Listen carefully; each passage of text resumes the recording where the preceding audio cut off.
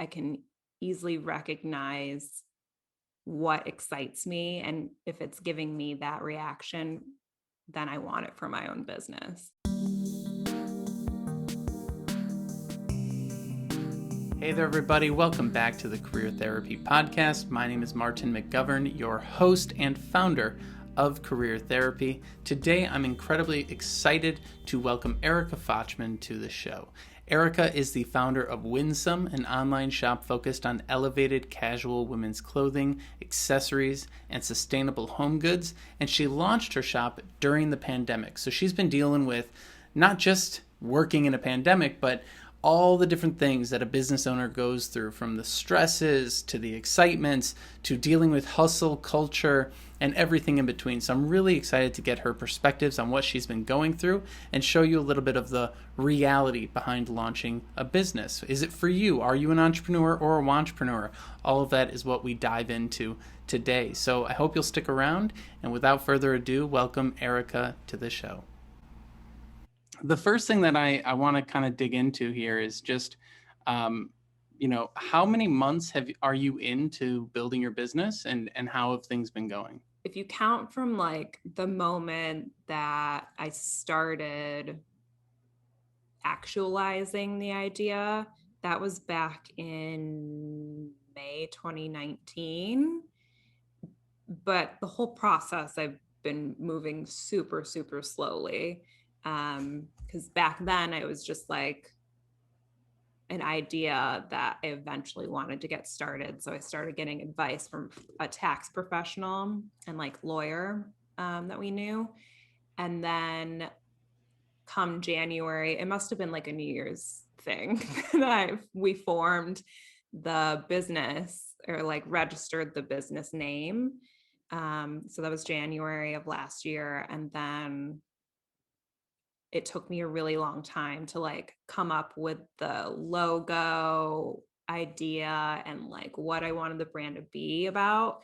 And I didn't move forward planning anything else until I had a solid idea with branding, because my brain was really stuck on that idea that I had to like physically look good in my mind before I could like make more steps.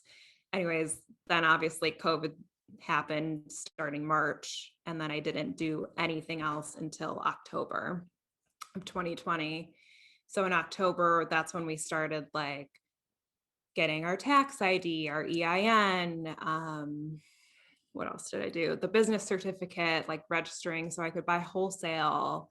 Started the website, and then placed my first orders for inventory in the beginning of November, knowing that it would take about a month to ship them, and then launching December 7th of 2020. Bravo. So it's full circle, like 1 year, I guess. Yeah. Well, it's exciting. But it still feels like such a little baby business. Oh, yeah. Well, and it will. It does for a while. And I like the fact that you called out the branding side of things, because there's so much contradictory advice online about how to start a business, right? Mm-hmm. Some sites will say, spend all your time and money on the brand. And some people will do that, and then they'll never actually have a real idea for what the business is and launch this amazing. I did that with Idea Lemon. It's just, we had a name, we started doing things, we had no clue what the business was, but we ran with it. And then there's, well, and then there's folks who are like, the brand doesn't matter. You just got to go hit the market and things like that. But you're in an interesting space because it is fashion. It is about brands. It is about stories. Yeah. It is about all these things. So how has that sort of like shaped your perspective on how you're going to be as a business person? Well, I think for me, it was so important because there are so many other shops online and in person that are potentially doing, I mean, I think I'm like a gem amongst all of them. I mean, you are. What I'm doing.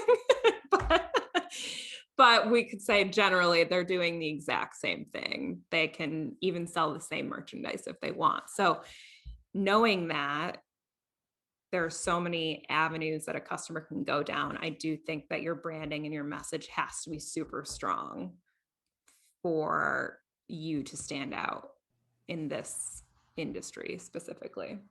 What were some of the things as you were spending all this time thinking about your brand and coming up with these ideas and really putting yourself, into the mindset of launching your business? What were some of the brands that inspired you, or the people, like business owners, that inspired you along the way? Yeah. So personally, I know a couple of people who have kind of launched their own business in a retail field and had their own measures of success with it. And so knowing that there are people I know who are similar to me that could do it was really helpful and inspiring. And so I was able to like pick their brains leading up to the planning process.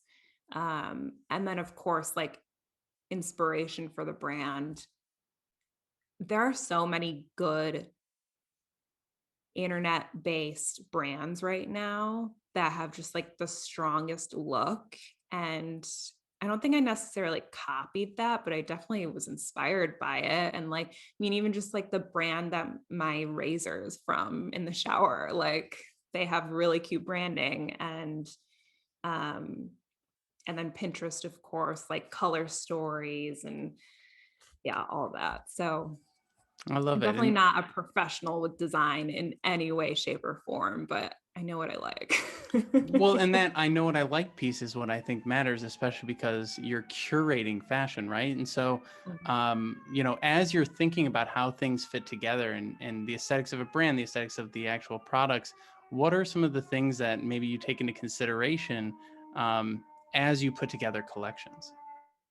So I think so. I'm a buyer for another store now, my day job, and I actually have really found like hit my stride in that position because I'm an incredibly decisive person, except for when I'm ordering takeout food. Like everything else, I'm really decisive.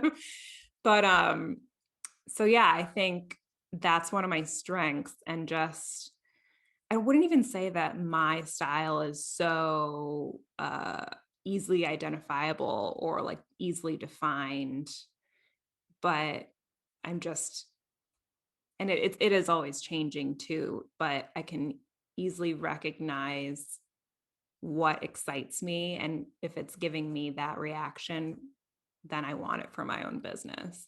And that's a different like mental process than what I'm doing for my full-time job now, which is like I know the customers who shop there so well that I know exactly who would buy what. And I like work from there. But yeah. And, putting together something like this, where you actually have to go out and find styles and bring them together and it's really a lot of times people are when they're thinking about building a business, they're thinking about building something intellectual, right? Like my whole thing is a coaching business. There's not any inventory, right? So it really does change things. And you mentioned that there's a number of different fears that crop up as you start going down this road, from financial fears to, do I have enough money? Do I have enough time? Do I have enough uh, I mean, you have the knowledge down, so that's not in question. But what were some of those anxieties that came up as you started, coming to terms with the fact that this was something you wanted to do and there wasn't going to be anything that stops you? Right. So, I mean, the reason I hadn't thought of starting my own shop in the past as like a realistic goal was because, yeah, you think, okay, you need so much money, you need like a partner, you need all these people on your side telling you what to do. You have to do all this research. I should go back to school for like um accounting like I don't even know. So, but I just think that whole unknown question mark, mind racing state of mind was like the anxiety that stopped me from doing anything until, I mean, what triggered me actually doing it was just being fed up with the way things were and needing a change. But yeah, I mean, when I really started like laying it out and deciding that I was going to do a digital shop instead of a physical location, it became a lot more approachable. And so you have, I mean, when you're opening or starting a business, you have to make a few decisions like, are you going to do it all with your own money? Are you going to try and take out a loan? Or are you going to open a credit card, which is actually way harder to do as a new business than I realized. Yeah. But yeah, I mean, just my husband is an entrepreneur too, so he was able to answer a lot of my questions, and I'm very lucky for that. um it's not, it's just like not as scary and as big of a deal and as hard. Like, I guess if you really want to get started, you can make it happen, and that's what I ended up doing. So yeah. Well, and I like the fact that you called out the thing that finally got you moving forward was being fed up with how things are. And I think sometimes, I know that people I met early on in my career, they'd been working at a place for 25 years. They complained about it every single day. And I just kept Mhm. thinking, well, do something else. I don't understand how this cycle repeats for such a long period of time. Granted, as I get older, I understand it more and more, but there's this interesting thing where we seem to always be trying to avoid discomfort and avoid negative emotions and things like that in life and work and everything. But if you actually just take the time to sit in it, you can realize it can be directional, I guess. Mhm. And I'm kind of curious, what was that maybe moment, or what was that, a moment in time when you sort of hit a point where you went, okay, no, now is the time to move forward. So in during COVID in 2020, we had, at my full-time job, been shut down, and only working from home or like going into ship orders from the end of or mid-March to the first week of June. And I think going back to work in person in June and like seeing customers face to face started feeling off. Like, it still wasn't safe. We know that now. It felt crappy to be put behind or be put after someone who works in a corporate job who makes more money than I do, to be like put second to their entertainment. Like, so that was really frustrating. And I really started getting hung up on that idea and having to like snap myself out of it. Um, but yeah, just being pushed backward into what full time was before.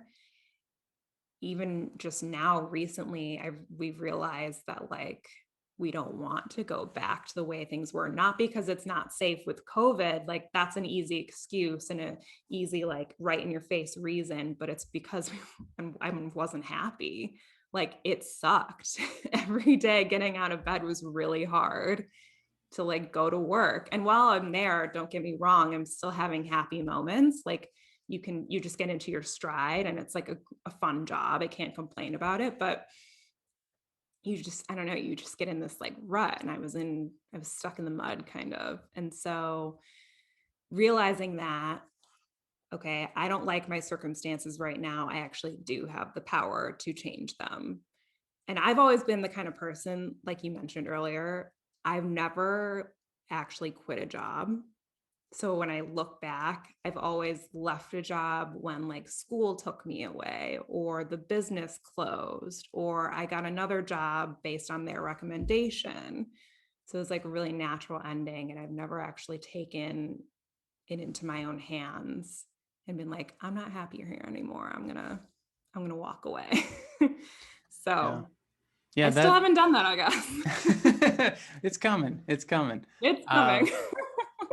but that is what's fun, right? Like, you get to, when we get put into these corners or put into these ruts, like that's when we get shown what we're capable of, right? If Yeah. everything is always comfortable, then you can just coast for life. And I mean, I found the pandemic to be such an interesting worldwide phenomenon. I mean, this is the first truly world uniting thing that's ever happened to everyone In on the our planet. generation. Yeah, Yeah. it's crazy. And so like, you know, it affects so many people, it affects so many careers, and the number one thing that I'm hearing from people who lost their jobs and then come seek out coaching is Mhm. thank God. Thank God I finally had someone else or something else force me to make a change because I've been wanting to do Wow. this for years. And it doesn't mean it's easy. It doesn't mean that they're like, yay, no financial troubles have ever plagued me. It's like, no, it comes with a million other things and Right. emotions, but that's like the relief that keeps coming up is quite an interesting thing. And so Yeah. did you feel that sort of sense of relief when you launched, or was it just like a huge, like, what was it like? Immediately, yes, and which I was not expecting. So, like, another part of my anxiety and worries about starting my own business was that I was afraid that I was going to have to be constantly working every second of the day on thinking about it and get quickly burnt out, because I've seen other people who have their own businesses, and I do know that, like, if one of your clients or your customers working or reaching out at 9 p.m. at night, like, you should probably answer, even though, like, they should respect your time and you could respect theirs. But anyways, where was I going with that?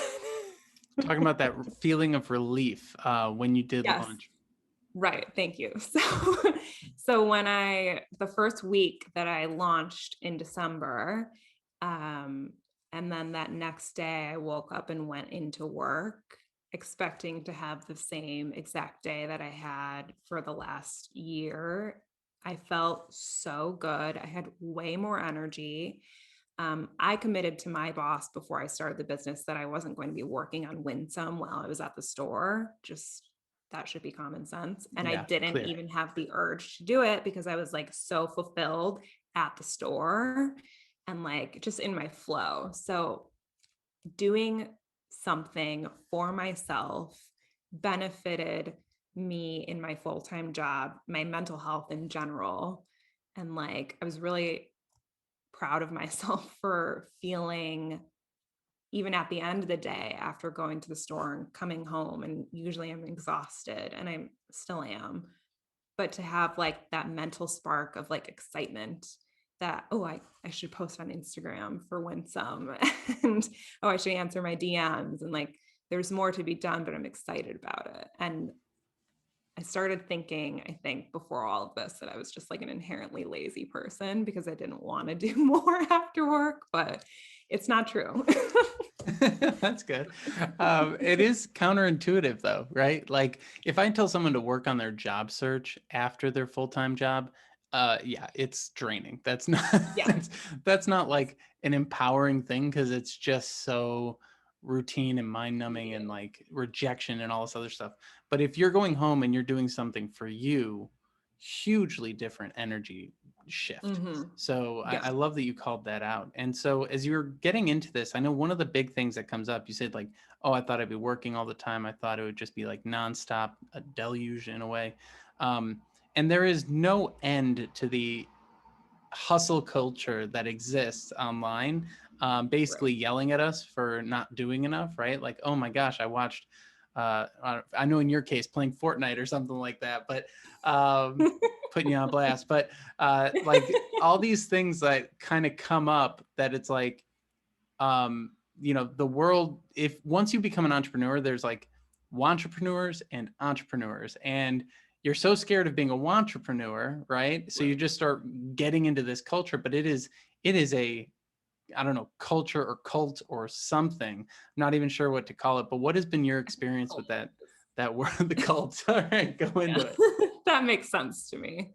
No, I mean, I have never been that type of person who feels rewarded for putting in extra hours and like burning myself out. Um, I have done all of that because I mean, when you have to make rent and you can only afford to eat rice for dinner for 2 weeks, like you have to hustle to get the hours to pay for your apartment. But yeah, I've never felt like rewarded for that within myself. So I just think, and I'm sure there are people out there who do benefit from hustling and constantly being on and working overtime every single day, but I think majority of people are not built that way. It's not healthy. Like our bodies and our minds are deteriorating because of it. And like, no wonder we're all stressed out. Like, ugh, it's just gross to me. Is there any advice that you've gotten from people, or maybe just memes you've been forwarded that have made you roll your eyes, where you're just like, wait a second. I believed that for a second, but now I'm like actually figuring out what makes me tick.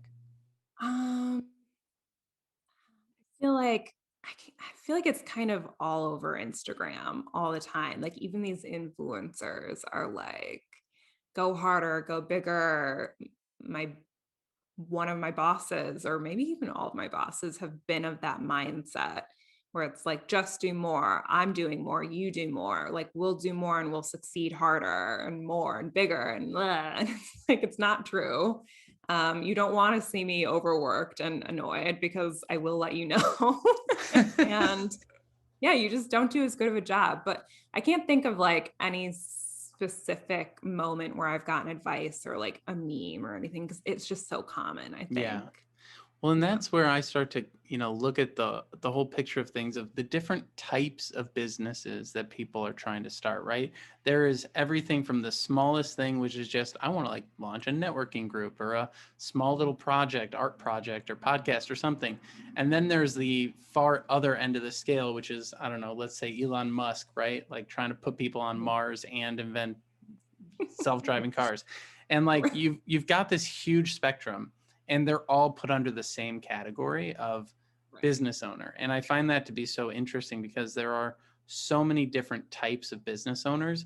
And I'm curious, in your world of fashion, what what's that spectrum look like? Like, who of the people that you've met, have you seen people with like healthy work-life balances who run businesses? Have you seen people that are kind of all the way at the other extreme? What are kind of the, markers that you've seen in your field?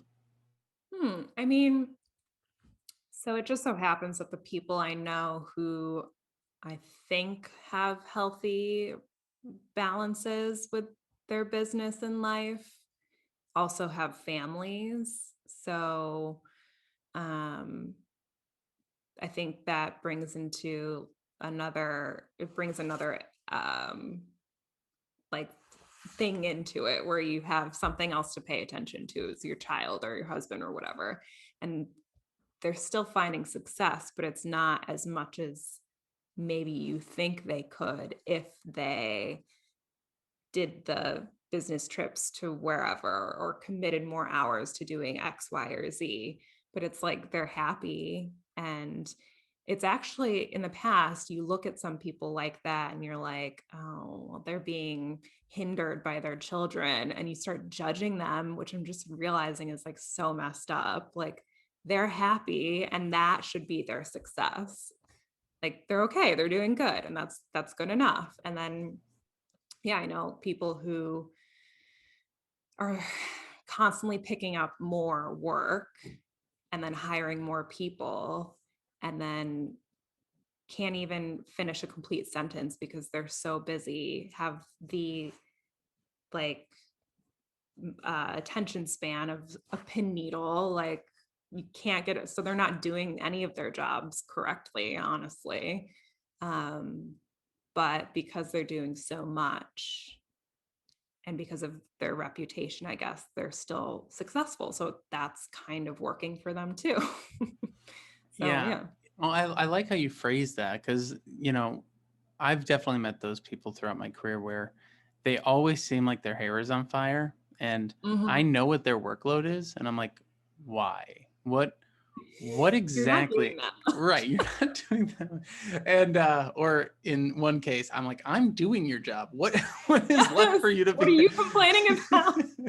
um, and in those moments, I'm always just like, I think that a lot of what we see in the world is actually people overcompensating or um, responding to traumas or any number of things. And I find that to be such an interesting thing where it's like, someone who is a true workaholic where they're neglecting other aspects of their life, they'll be Mhm. rewarded over and over and over again. And you might, and I always want to take this mentality of like, why are you screwing up these other things and putting all your energy over here? And usually it's like avoiding something or not wanting to deal with something. Like we can all use work as a distraction, as a almost way to like numb out from other areas of life. And Yeah. I appreciate that you brought up people that are trying to build, that are successfully, raising families and pursuing this stuff, because I don't think that narrative is very prevalent. Mm-mm. And I've seen it with entrepreneurs that I know who are like, oh, I can't even think about a family for 10 more years until my business is big. And it's like, well, wait a second, people are doing it, right? Like there's got to Right. be a path. And obviously everyone's path is a little bit different, but how have you like conceptualized how your business sort of fits into your overall life? So, I mean, I don't think I've fully, worked it all out and have the balance down. I could definitely be doing more. But without losing my sanity and my like the little energy I have to keep going forward right now at this moment, I can't commit extra time. And like I'm pretty much maxed out. Um, and I'm realizing that like I do need to make changes to commit more to what is positively feeding me. You know what I mean? Yeah. Well, and those like little changes too, I think, again, when we get put into a corner at work and it inspires us to start our own project, once we start our own project, we get put into corners every other day of like, well, wait, Yeah. now I have to prioritize things, right? It forces us to organize our world in a way. And Right. so I'm kind of curious, like for me, I know there have been tons of things that I've like continually tried to change to not be so tired all the time or not be so uh, moody all the time or not be whatever the thing might be. What are maybe some of those early changes that you saw happen as you got your business up and running? So I think there are times when I feel, get home from my full-time job and I'll realize that I haven't Instagrammed for my business yet for the day, and I'm still growing my audience. So that to me is like the most important thing at the moment. Um, and yeah, just the thought of Instagramming some days is like soul crushing. So like I haven't planned ahead. I haven't done enough. And then I start noticing that I'll like start punishing myself for that mentally. And what I've tried to do, the biggest difference is that I'm intentionally just, it's fine. It's okay. No one's waiting for you to post Instagram. At least I don't think they are. And you can like chill out for a second. And so, and even just in the last couple weeks, I've noticed like it's fine if I skip a day. There are some people who only post Instagram once a week. Like it's fine.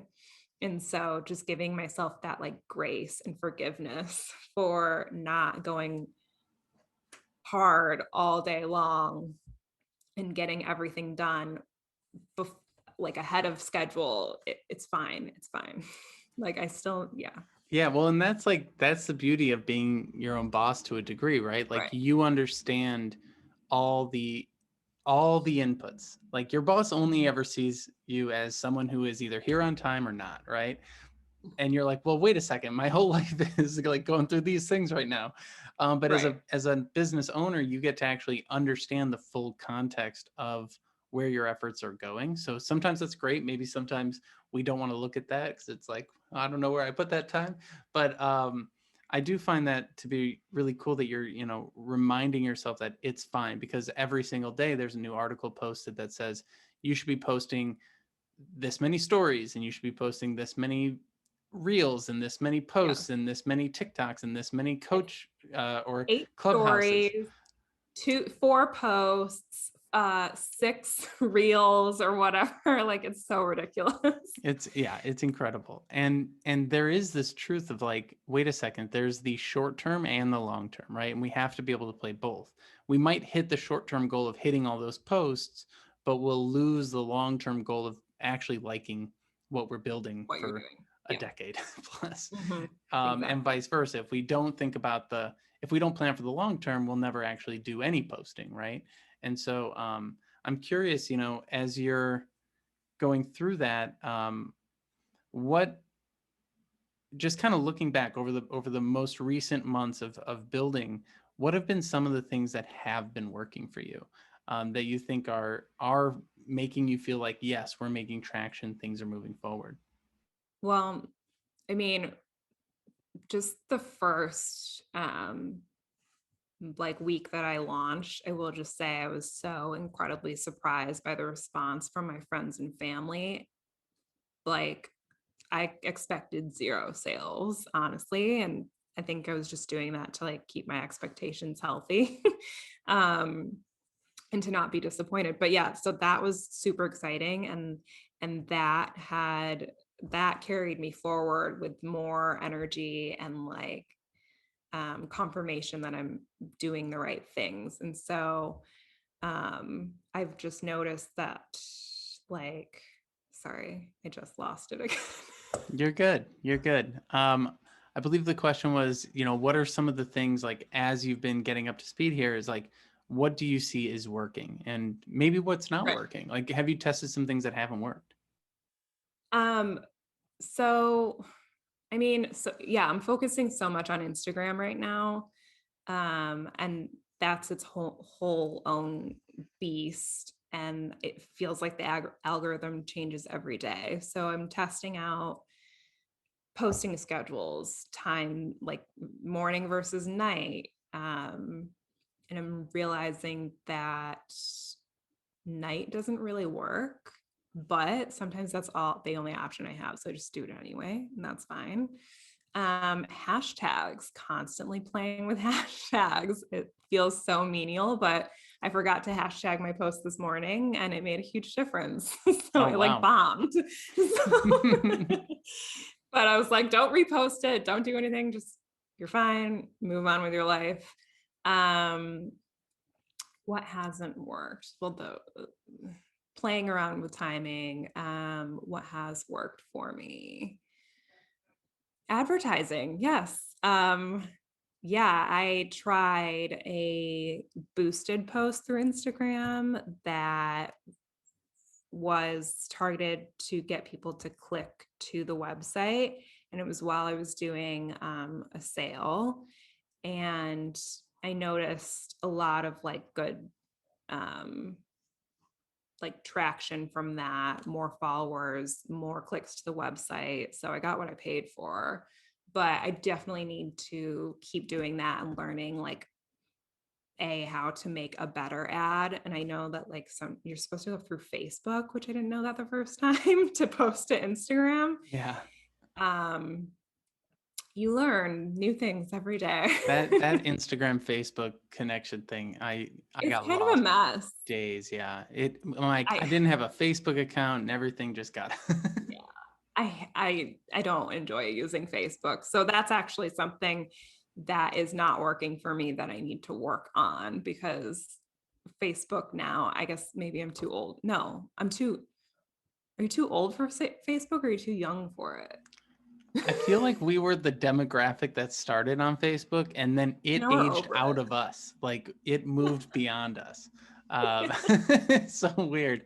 Oh, But I love your perspective there of like, it's fine, move on with your life. And I think that that's mhm. probably something that would be healthy in people's day-to-day work, as well as the job search and any projects that we want to start. It's like, no, it's fine, move on with your life. And you mentioned something a little bit back, which is having low expectations. And this is something that we're not encouraged to do. And I think we should be far more often in life. Like people think, oh, if you're going to have low expectations, you're going to be demotivated and not try. I always get called out for I always think I'm a realist, but people say I'm a pessimist, but whatever. And like, they're like, but if you think that way, then you'll never take action and you'll never make change. It's like, I do more than you. What are you talking about? No.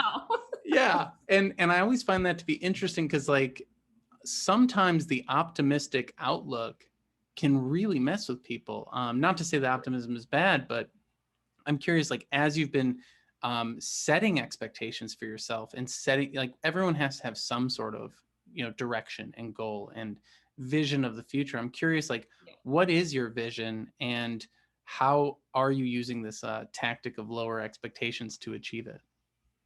Well, so people may even like shake their head at this, but I don't have like sales goals for myself yet. I'm definitely not paying myself. So financially, I'm just happy to get everything I can get. And I'm focusing more on like the visual and connecting with people and making relationships with customers. It's that idea of building relationships, because I think that there's this concept where we have to race toward every dollar, and I struggle with that with my coaching business, right? Because there are tons of people out there who are just bullshitting everything, right? Make $1 million overnight, buy my course and be a millionaire. Here's my Lambo, here's my bookshelf of all the books that I read. And it's just like, it's an incredible amount of noise and an incredible amount of crap. And I think we've talked about previously. Imposters. Yes, imposter, and we have imposter syndrome, but there are actual imposters. And I think that, there's this entire world out there of hype. And one of the things that I'm trying to figure out is like how not to, I mean, obviously the hype game is good for some things. Like if you sell Supreme, you should probably be in the hype game.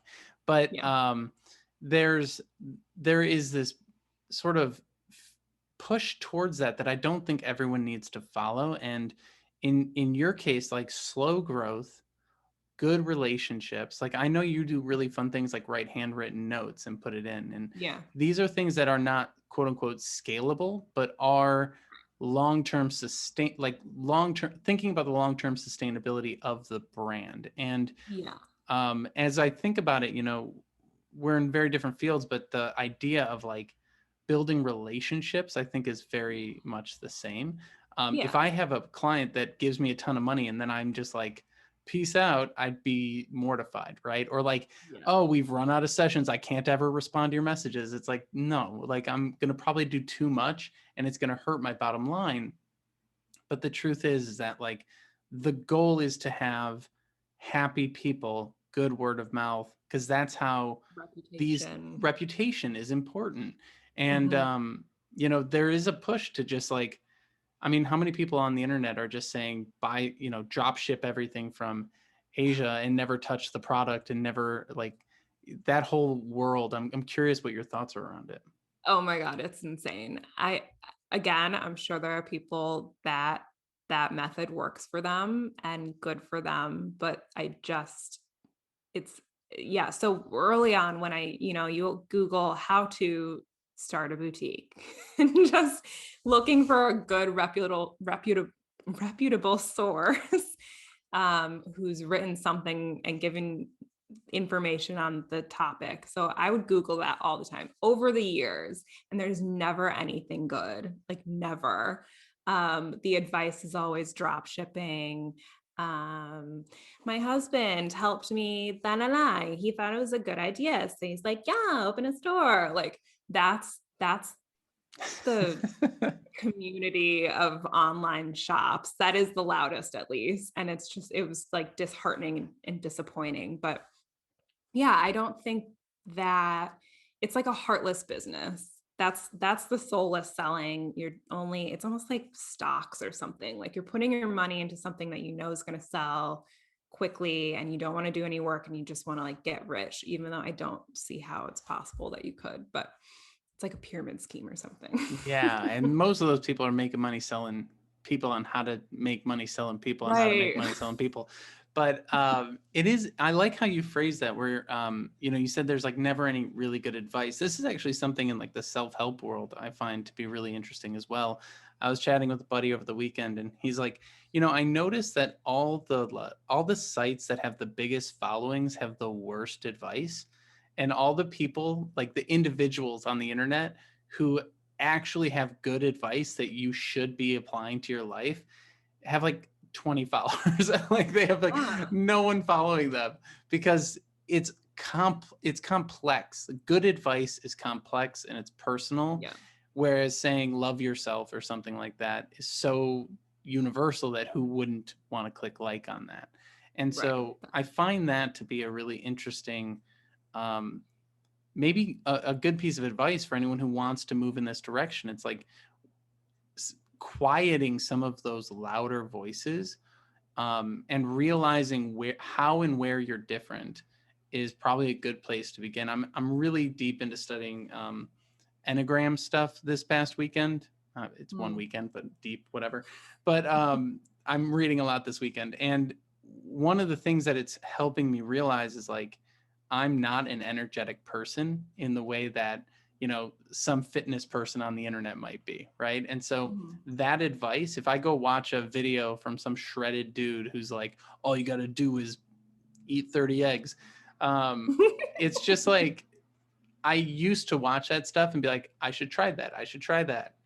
And I'm starting to realize like, I shouldn't try any of this. Like none of this is helpful because all it does is erode your own, confidence in yourself. And so as you've been sort of finding that balance, I'm curious, like, has there been maybe a realization that you've had of like, oh, I pushed too hard here and I need to change, or, I'm just kind of curious what your thoughts are on the voices, maybe unfollowing certain voices or shifting your perspective and your attention to other voices. Yeah, I mean, just in the planning process of this and searching for good advice online and not finding it, I realized that like I just have to figure out what's best for me. Putting my energy into the things that I know I can actually accomplish and taking steps forward. So it was really like just finding an elementary step-by-step approach that makes it attainable and slow and easy to swallow and just relaxing and not too stressful, even though it's a totally stressful situation to be in. But yeah, I'm just the kind of person who cannot handle too much stress, and I'm not super energetic like you. And I am a literalist and a realist, and you may call me pessimistic, but it's just, I think it's put me in a good position so far in life. So whatever. Yeah. And it's not going to stop you from building what you want to build. And I think that that's the key, right? Like we don't have to fit some ideal or some loud picture or whatever the entrepreneur like infographic that you read last week. We don't have to fit that mold. We can find our own way to do it as long as we're okay with the results and the outcomes that we're getting. And the way you set expectations, I think, is exactly the right way to go. Yeah, just be forgiving to yourself and realistic, and you'll have more fun in the meantime. And I think like that's just where I'm at. Talk to me next week, maybe it'll change. Yeah, well, I love that. And so if folks do want to talk to you next week, how can they follow along with what you're doing and find you online? So I am on Instagram and you can reach me there through DMs. It's shop.winsome is my handle, and the website is shopwinsome.com. I am going to offer everyone who made it this far in the video 15% off their next order on my website. So we'll make a little code and I can like point to it or something. Yeah, we'll get it on the screen. It'll be Career Therapy 15. So wonderful. We'll do that. Well, thanks so much, Erica. It's been a pleasure having you on the show, and best of luck growing your business. Thank you.